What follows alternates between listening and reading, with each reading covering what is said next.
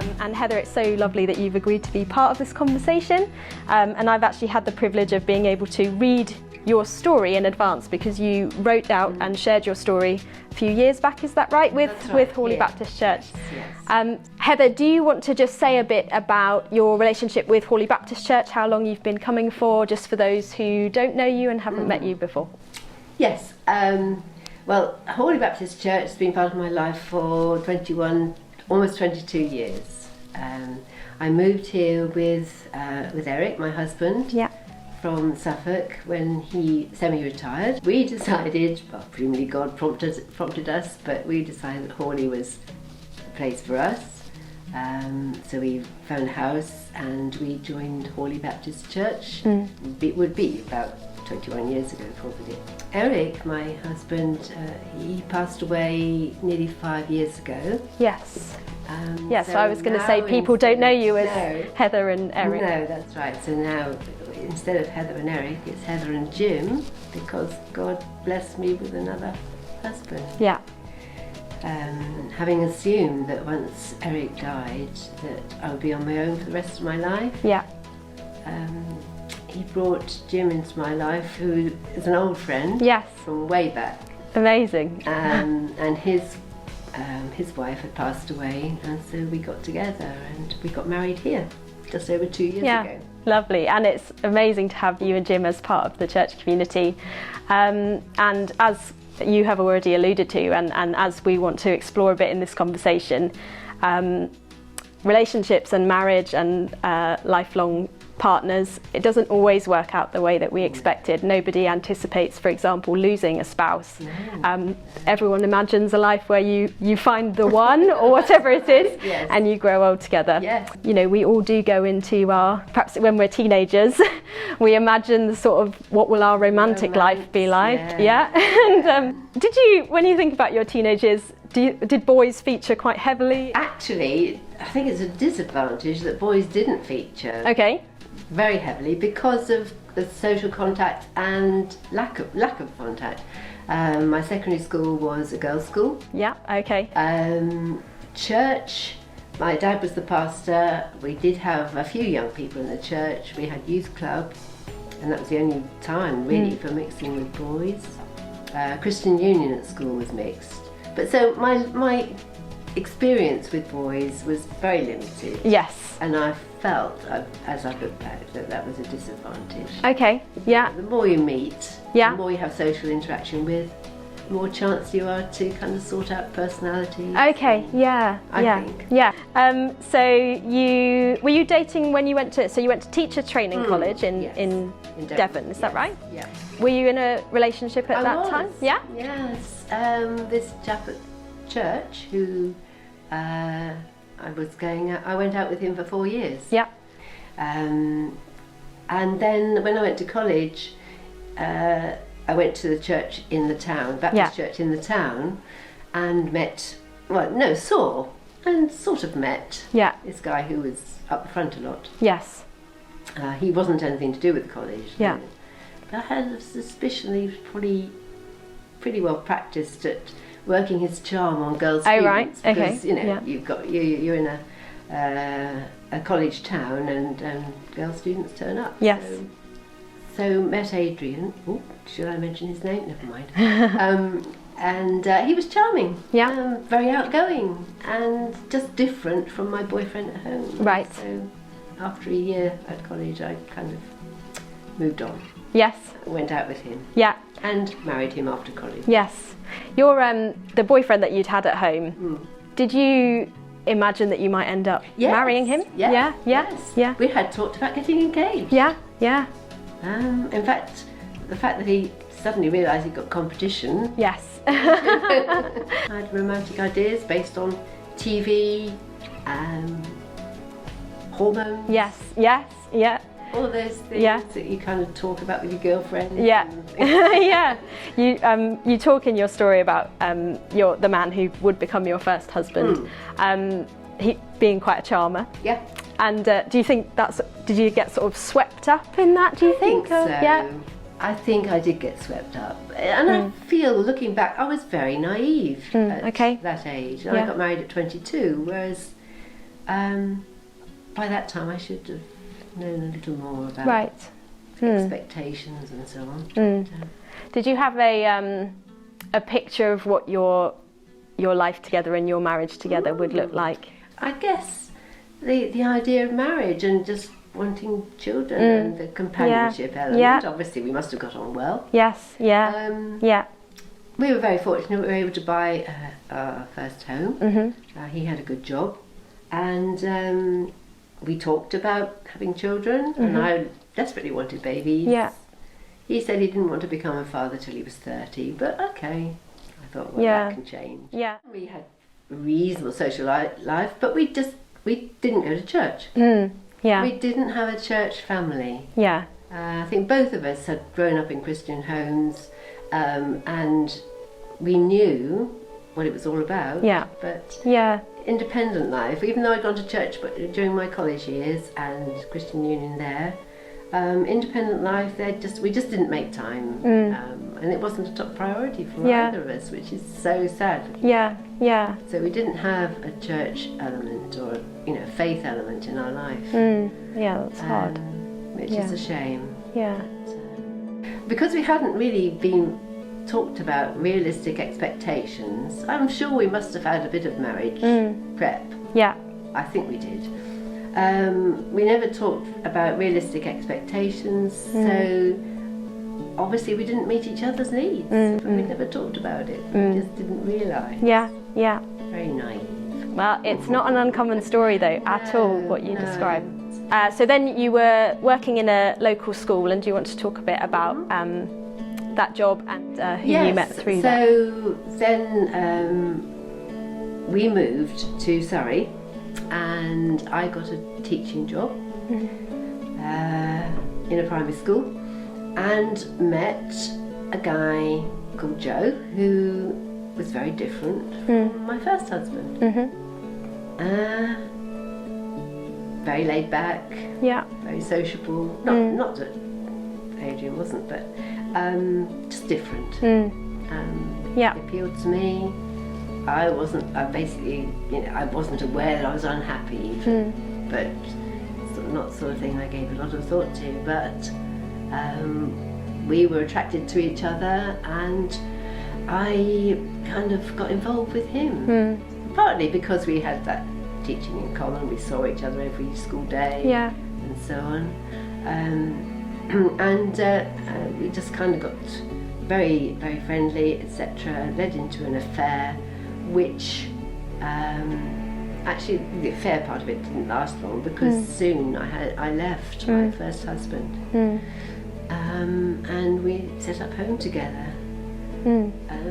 I cringe now thinking about it, really. Yeah, it's a difficult I don't mind thing talking to about no. it, but I think, oh my goodness, how I was at that time. I guess it was disillusionment again that led to the breakup of that relationship.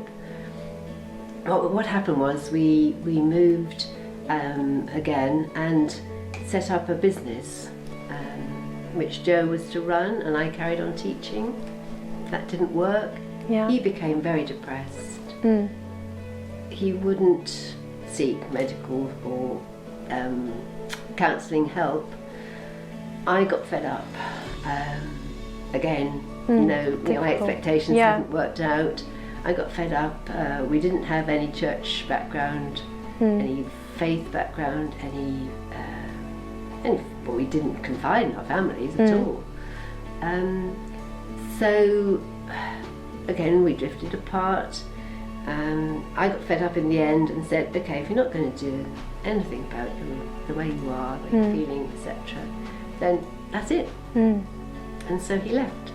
Did you expect him to take you up on that, or did you hope that by saying that you might motivate him to? No, it was a relief when he actually did leave. Right. Because it's not a great length of time that we struggled, but it was a strain, obviously. I was full-time teaching. He was, by that time, because the business had failed, he was doing supply teaching in odds bits and pieces, and I was happy with that. I was, he wasn't, of course. For the man not to be the main breadwinner. But on top of the failure of a business. you can see why he was as he was, but I just didn't have enough sticking power, patience, or whatever in the end. I'd have loved it to carry on. We could have coped, but no. I just said, well, that's it. Yeah. And then I was on my own for about 9 years. Yeah, yeah. You've talked about experiences really that are they're incredibly painful things for somebody to go to. The relationship breakdown, any relationship breakdown is painful. A marriage breakdown that you anticipate will be your lifelong relationship must be an incredibly difficult thing to go through. And I know that people who I've heard that people who go through things like that, relationships become hard in general because you begin to believe that the past will always happen again. Yes. But also that when it comes to faith, and I'd like to draw that out a bit of your story now, because you talk about where faith came into play in this time in your life, that maybe God would just be another relationship that would eventually let me down. Or maybe if there are things that you've been through where either you feel very let down or you feel not proud of yourself, or that maybe God wouldn't be too interested in you, that maybe other people might kind of push you away. So I'd love to know, you talk about the grace of God in your story quite a lot. What does the grace of God mean to you, and what did it mean to you at that time in your life where you had Joe had gone and you were by yourself? Well, looking back, I felt guilty that I didn't kind of stick at my first marriage. Obviously, if I'd stuck at my first marriage and managed to make a go of it, then there wouldn't have been a second one anyway. And then because I was kind of the instigator of the final breakup in both cases, I then felt guilty because I'd broken my marriage vows, obviously. I had turned my back on God, basically, not deliberately, but I just drifted away from church and Christian friends. My family must have been praying for me like mad, because my family were Christians, and I'd sort of gone adrift. But grace to me is second chances, third chances, fourth chances. God's grace, I mean, he watched me doing all these things, and in many ways just behaving foolishly, when I look back, but it all seemed right at the time. Just the fact that he was there for me, and when I did finally realise I'd made a mess of things doing things my way, I then turned back to him at the beginning of those years when I was actually on my own, divorced eventually, on my own, teaching full time, so I had a full life. Yeah. And then started going to church again, which is it felt like coming home. Yeah, amazing. How is your relationship with God? What's different about a relationship with God than a relationship with another human being? Well, he's there all the time, isn't he? And he never has let me down. Never let me down. It's just, I guess, as the years have gone by, I've realised I've had to be reminded time and time again that he's always there for me. He's picked up the pieces each time, put them together into something new. I had 9 years on my own after my second marriage broke down, and that was a time of consolidation, of faith, of home group and Bible study, and a lot of prayer, healing too. The fact that I hadn't had children, I needed healing for that, because I desperately wanted babies. It was all part of my image of marriage. It's been there's so much more of your story that's happened since, but we've got a finite amount of time today, and it's such a privilege listening to you. And really, I want to ask a selfish question, which is, as you reflect on all of your experiences, I'm just coming up on 25 years old. Yes. I've been married Such a just over a year. Yeah. I've been married just over a year. I'd just love for you to just share anything you have to give to young women who are in a position similar to me, who are either about to enter into a long-term commitment or recently married, or even just, you know, any women that have been in a marriage for a long time. Yes. What came to me first when I was thinking about that was expectations to be discussed in a realistic way. I know when you're young, it's very difficult actually to get youngsters, I'm sure you exception, but to get youngsters to think realistically. Oh yeah, I'm a complete idealist. In the romantic head. Yeah, I'm a complete idealist. I was the same, obviously. I must have been. And communication. I've never been as, I hope I'm better now, but I was never a great communicator, especially around emotions, just expressing feelings, I suppose. So communication and expectations, I would definitely point somebody considering any long-term relationship to the 5 love languages. Yes. Where to discover your partner's most important love languages is vital, really.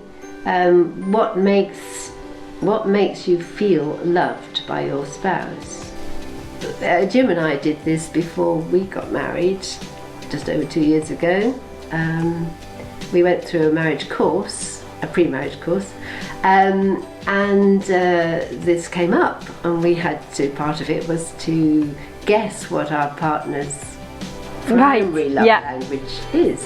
In fact, to think of the top 2.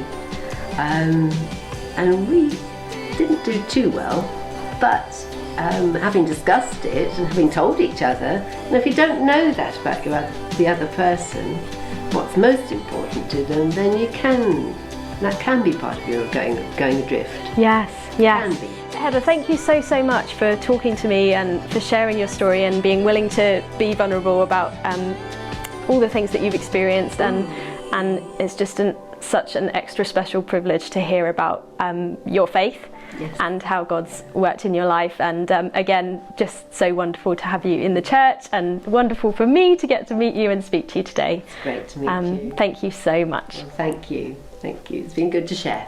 Good. Yeah. Good.